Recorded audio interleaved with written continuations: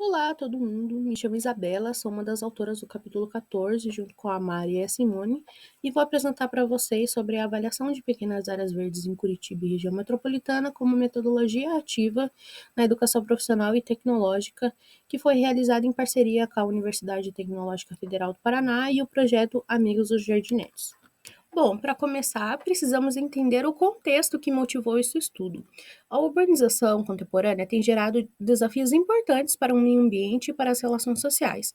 Diante disso, a educação ela precisa propor abordagens inovadoras que articulem a sustentabilidade com questões sociais, econômicas e políticas.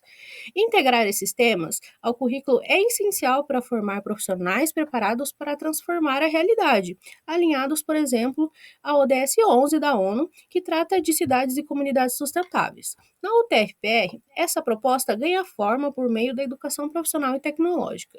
No curso de Sistemas de Telecomunicações, a disciplina de Introdução à Sustentabilidade se conecta ao projeto de extensão Amigos do Jardinete, que promove a educação ambiental por meio do cuidado das pequenas áreas verdes, que serão as PAVs. Portanto, esse estudo teve como objetivo avaliar essas PAVs em Curitiba com uma metodologia ativa de ensino, com base nos conceitos de cidades biofílicas, serviços ecossistêmicos e áreas verdes urbanas. E para pensar em soluções sustentáveis no contexto urbano, buscamos referência a um conceito cada vez mais relevante no urbanismo atual, as cidades biofílicas. Cidades biofílicas são cidades que integram a natureza e o urbanismo sustentável, promovendo a transformação de infraestrutura cinza e mosaicos verdes e azuis. A palavra vem do grego, que significa amor à vida. E essas cidades incluem vegetação, água e fauna em seus projetos urbanísticos. Elas buscam restaurar vínculos naturais rompidos pela urbanização, promovendo o bem-estar, a saúde e a sustentabilidade.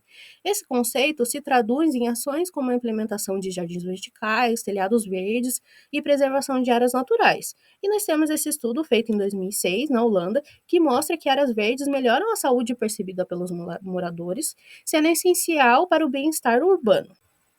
Mas uma cidade biofílica não se resume à presença de árvores ou de jardins bonitos. O verdadeiro valor está nos benefícios que esses elementos naturais proporcionam à vida urbana.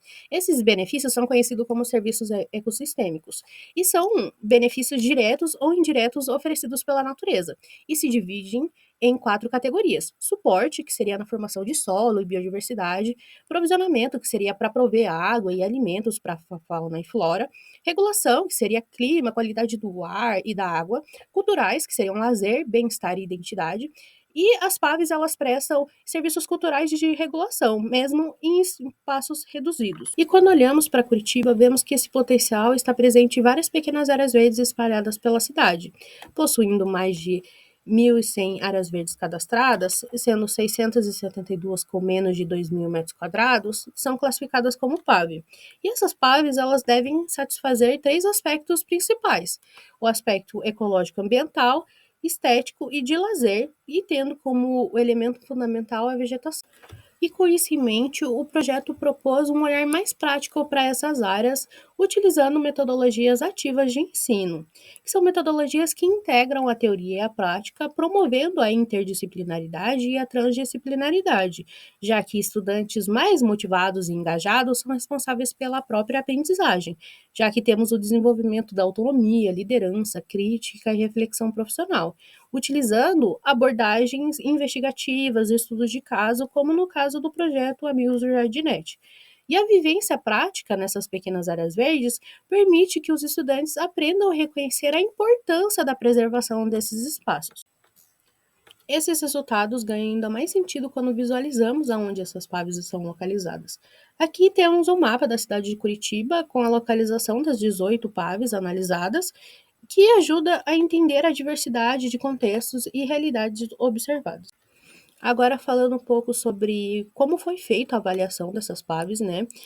Foi um estudo exploratório que foi avaliado com questionários e observações in loco. A pesquisa ela foi feita em duas etapas, com turmas de 2023. A primeira desenvolveu o questionário e a segunda fez a aplicação desse questionário. E esse questionário ele avaliou duas frentes. A frente do inventário, que seria o quantitativo, a identificação dos equipamentos urbanos, e a análise de impacto, que seria o qualitativo, que seria feita análise de bem-estar, infraestrutura, pertencimento e segurança.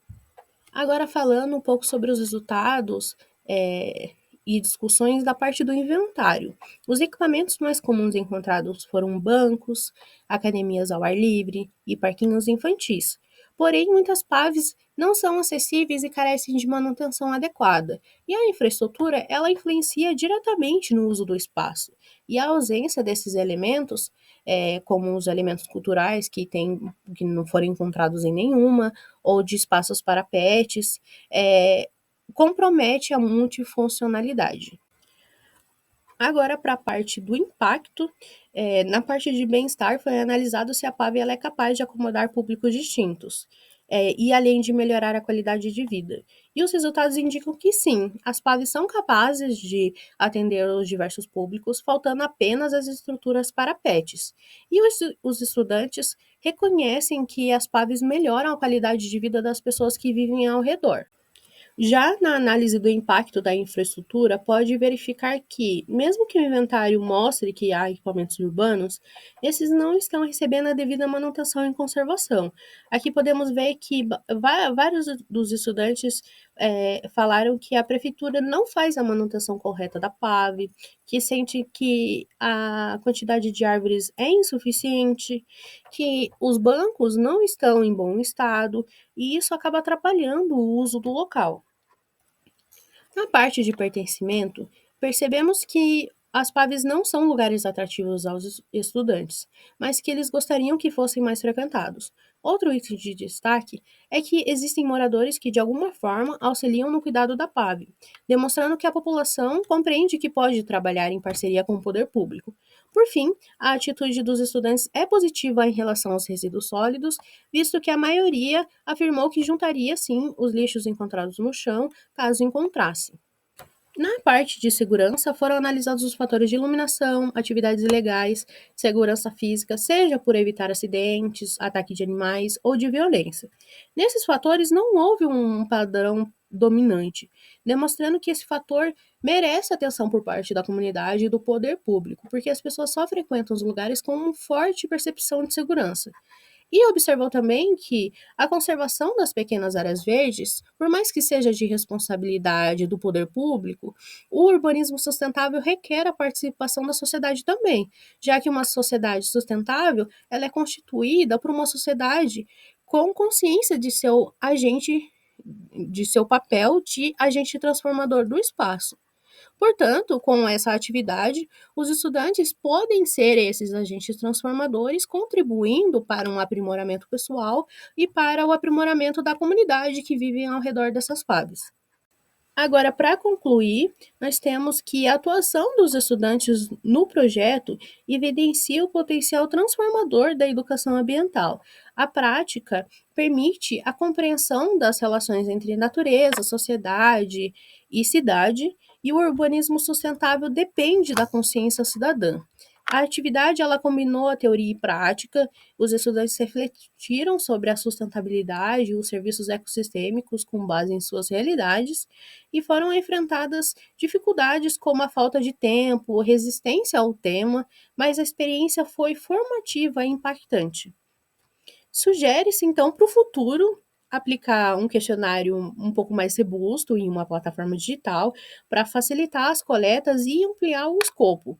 E também pretende-se ter parcerias com projetos ambientais e de aprofundamento metodológico também para ampliar o impacto educativo e social dessa pesquisa. Então é isso, essa foi a apresentação resumida do capítulo 14.